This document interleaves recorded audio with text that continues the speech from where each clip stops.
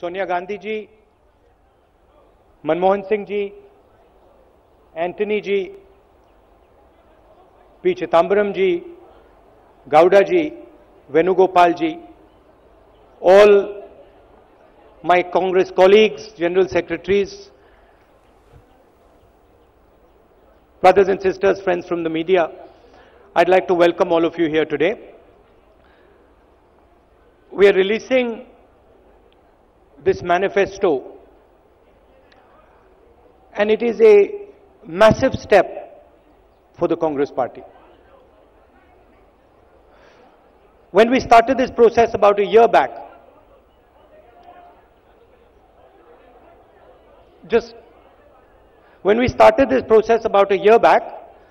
I spoke to Mr. Chidambaram, Mr. Gowda, and I gave them two instructions. I said this is not to be a manifesto made in closed rooms. I understand that the Congress party has a lot of expertise, but this manifesto should reflect the wishes of the people of India. That was the first point. And the second point I said was, whatever is going to be in this manifesto has to be truthful. I do not want a single thing in this manifesto that is a lie, because we have been hearing large numbers of lies spoken every day by our Prime Minister. So I'm happy to say that after over a year of work, they have delivered on both those promises. They have delivered the voice of the people, and I know that because the moment we speak about things that are in the manifesto, there is an immediate resonance from the people. तो जब हम इसके बारे में बोलते हैं, जब हम न्याय के बारे में बोलते हैं, जनता से एक रिस्पांस मिलता है. तो ये काफी अच्छी तरीके से हमारी मैनिफेस्टो कमेटी ने काम किया है. तो मैं चिदम्बरम जी का, गौडा जी का और हमारी बाकी टीम का धन्यवाद करना चाहता हूं. मनमोहन सिंह जी ने अपनी एक्सपर्टीज दी, मैनिफेस्टो को एसेस किया, वेट किया. एंटनी जी ने अपना एक्सपीरियंस दिया, तो उनका भी मैं धन्यवाद करना चाहता हूं. और सोनिया जी ने भी अपने विचार मैनिफेस्टो पे हमें दिए, तो सबका मैं धन्यवाद करना चाहता हूं. देखिए, मैनिफेस्टो में 5 बड़े आइडिया हैं. हमारा हाथ का सिंबल है और 5 हमारे मेन थीम्स हैं. सबसे पहला थीम न्याय का थीम. प्रधानमंत्री ने कहा कि 15 लाख रुपए हर बैंक अकाउंट में डालेंगे, और वो झूठ था. पूरा देश जानता है कि वो झूठ था. हमने उनकी बात पकड़ी और मैंने मैनिफेस्टो कमेटी से पूछा और कहा कि सच्चाई निकाल के हमें दीजिए.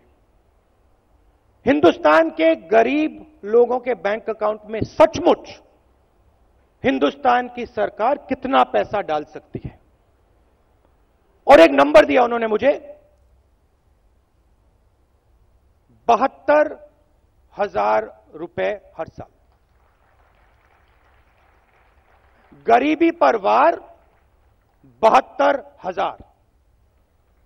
और यह कांग्रेस पार्टी की पहली गारंटी है कि हिंदुस्तान के 20% सबसे गरीब परिवारों को हर महीने उनके बैंक अकाउंट में कांग्रेस पार्टी की सरकार डायरेक्ट पैसा डालेगी. एक साल में 72,000, 5 साल में 3,60,000. इससे 2 काम होंगे. पहला काम, गरीबों के जेब में पैसा जाएगा, किसानों के जेब में डायरेक्ट पैसा जाएगा, पहली बार. और दूसरा काम, जो नरेंद्र मोदी जी ने नोटबंदी करके, जीएसटी करके हिंदुस्तान की अर्थव्यवस्था की धज्जियां उड़ा दी हैं, जैम कर दी पूरी अर्थव्यवस्था को, वो अर्थव्यवस्था एक बार फिर जंप स्टार्ट होकर चालू हो जाएगी. तो ये हमारा पहला कदम, न्याय का कदम. दूसरा, चिदम्बरम जी ने कहा सबसे बड़े 2 मुद्दे हैं, रोजगार और किसान. देश में युवाओं को रोजगार नहीं मिल रहा है. नरेंद्र मोदी ने 2 करोड़ की बात की, झूठ. मैंने इस मामले में भी मैनिफेस्टो कमेटी से कहा, मुझे आप सच्चाई बताइए. सच्चाई क्या है? 2 करोड़ नहीं किए जा सकते तो आप मुझे बताइए सच्चाई क्या है? मैं सच्चाई बोलना चाहता हूं और सच्चाई बड़ी क्लियर है। 22 लाख सरकारी रोजगार खाली पड़े हैं, उनको कांग्रेस पार्टी मार्च 2020 तक भर के दे देगी।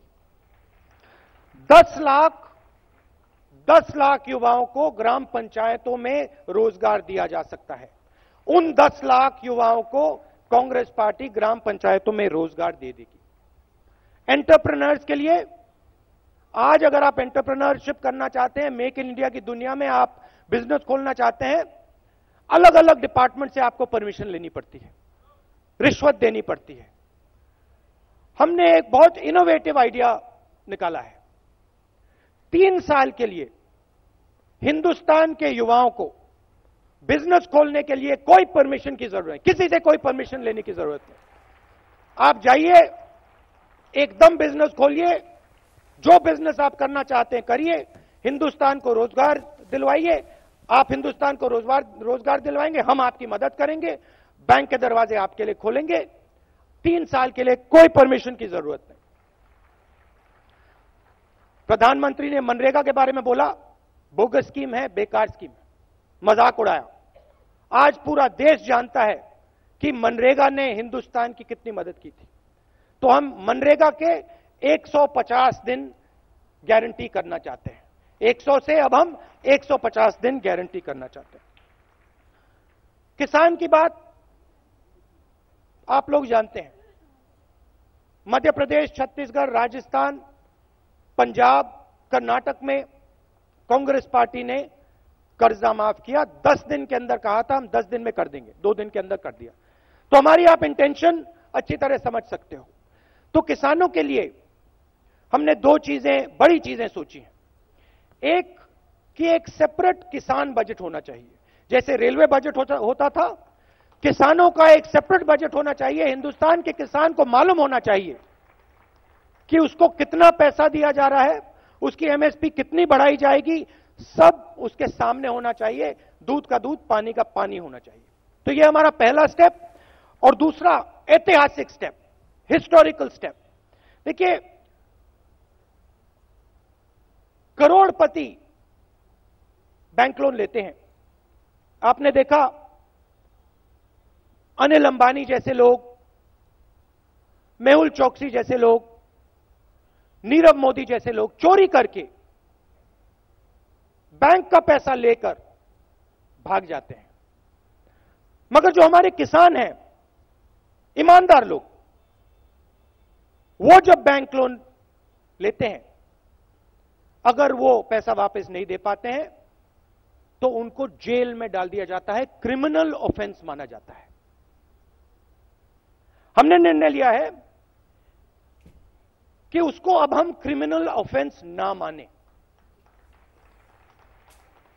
अगर किसान कर्जा ना दे पाए तो वो क्रिमिनल ऑफेंस ना हो, वो कुछ नहीं, अभी तक तो पुराना चल रहा है। तो ये भी एक बहुत ऐतिहासिक निर्णय है और एक किसानों के लिए एक अलग शिक्षा से और होना स्वास्थ्य चाहिए, जैसे रेल बजट होता है, हिंदुस्तान के भविष्य के लिए बहुत जरूरी है। शिक्षा में हमने निर्णय लिया है कि जीडीपी का 6% पैसा, 6% पैसा हिंदुस्तान की शिक्षा में दिया जाए।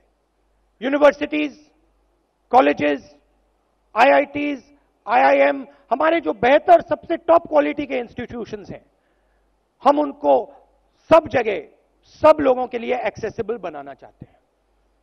तो एजुकेशन के लिए हमारा 6% बजट का टारगेट है। नरेंद्र मोदी जी की सरकार ने उसको रिड्यूस किया है, यूपीए के समय से रिड्यूस किया है। हेल्थ केयर में सरकार एक स्कीम लाई है। बेसिकली स्कीम का लक्ष्य हिंदुस्तान की जनता से पैसा लेकर 10-15 उद्योगपतियों को इंश्योरेंस के माध्यम से उनके जेब में पैसा डालना।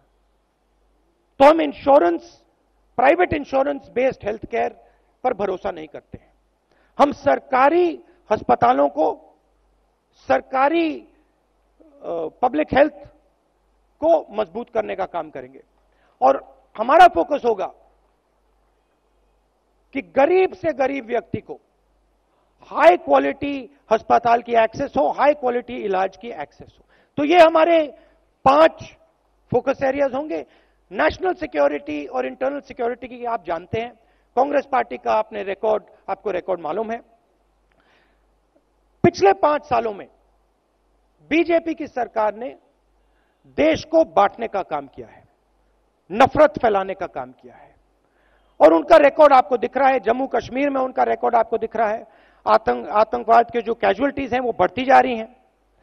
तो हम कांग्रेस पार्टी देश को जोड़ने का काम करेगी, देश को एक साथ लाने का काम करेगी, और जो हमारा नेशनल और इंटरनल सिक्योरिटी है उस पे हमारा जबरदस्त फोकस होगा। आप सबका बहुत बहुत धन्यवाद। Thank you. जय हिंद।